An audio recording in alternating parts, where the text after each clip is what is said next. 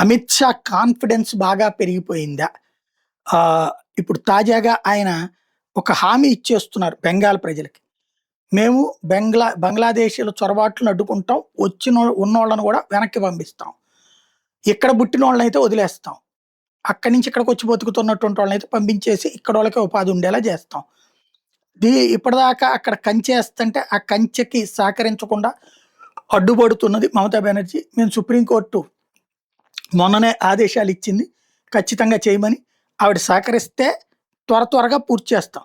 ఒకవేళ మమతా బెనర్జీ వచ్చినా, రాకపోయినా ఆవిడైతే రాకుండా అంటే రేపు 31/3/2026 అంటే ఏడాది మార్చి కల్లా ప్రభుత్వం మాకిస్తే వాళ్ళు ఓకే. లేదంటే గనక ల్యాండ్ ఇస్తే ఓకే. లేదంటే బీజేపీ ముఖ్యమంత్రి వచ్చి ఆ ఫెన్సింగ్ పూర్తి చేస్తాడు అన్నటువంటిది చెప్పుకొస్తున్నారు.